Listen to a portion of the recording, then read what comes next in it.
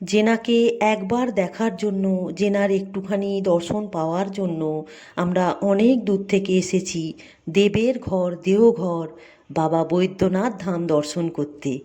12টা জ্যোতির্লিঙ্গের মধ্যে এটি একটি অন্যতম। আর 51 সতীপীঠের এক সতীপীঠ মা সতীর হৃদয় এখানে পড়েছিল, তাই মহাদেবের হৃদয়ের খুব কাছের জায়গা এটি।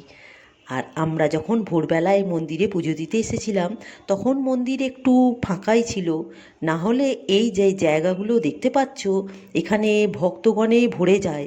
এখানে বসা দাঁড়ানোর একদম জায়গা থাকে না। আর এই মন্দির সম্বন্ধে পৌরাণিক গল্পে আমি যেটুকু জেনেছি, রাবণ ছিলেন মহাদেবের পরম ভক্ত। রাবণের তপস্যায় তুষ্ট হয়ে মহাদেব রাবণকে একটি দৈব শিবলিঙ্গ দান করেছিলেন লঙ্কায় নিয়ে যাওয়ার জন্য। তা এই কথা যখন দেবতারা জানতে পারেন, দেবতারা তো খুব চিন্তায় পড়ে যান যে রাবণ যদি ওই শিবলিঙ্গ নিয়ে লঙ্কায় চলে যায় তাহলে রাবণের অত্যাচার তো আরও বেড়ে যাবে, আর ভগবান তো ওখানেই রয়ে যাবেন। তা কী করে রাবণকে থামানো যায়? পথের মধ্যে যাতে রাবণ একটু শিবলিঙ্গকে নাবিয়ে রেখে যায় সেই জন্য দেবতারা অনেক ছলনা করেন। আর মহাদেব কিন্তু রাবণকে বলেই দিয়েছিলেন যে তুমি যেখানে এই শিবলিঙ্গ নাবাবে শিবলিঙ্গ কিন্তু সেখানেই প্রতিষ্ঠিত হয়ে যাবে।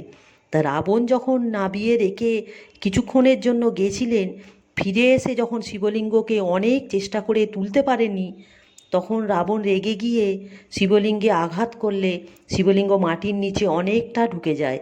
মাত্র 1-2 ইঞ্চি মাটি থেকে উঁচুতে ছিল।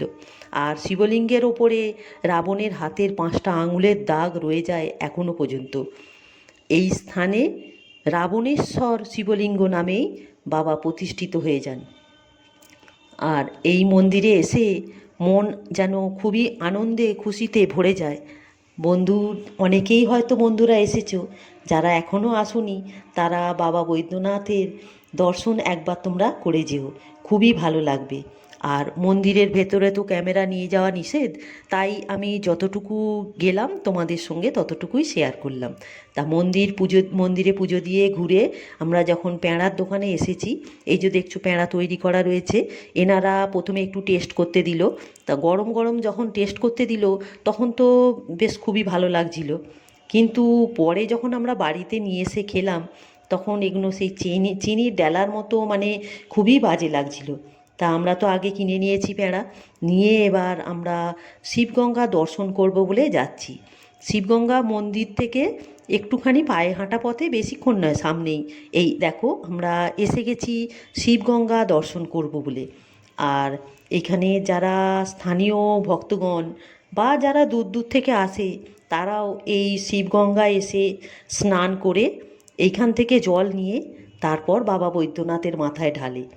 কিন্তু আমরা যেহেতু অনেক ভোরবেলা বেরিয়েছি বাবা বৈদ্যনাথের পুজো দেবো বলে, আমরা হোটেল থেকে স্নান সেরে বেরিয়েছিলাম, তাই আমরা আর এখানে এসে স্নান করিনি।